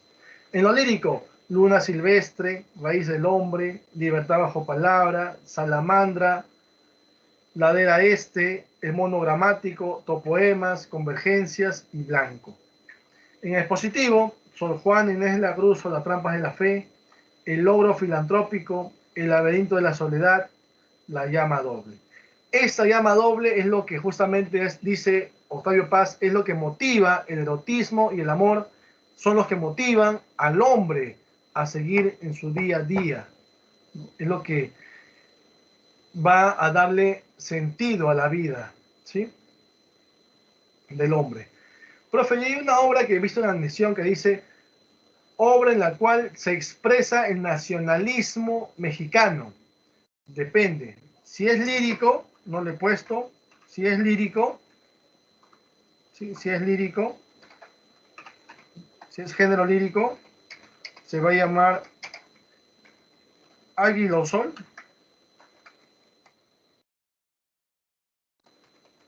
Águila o Sol se va a llamar.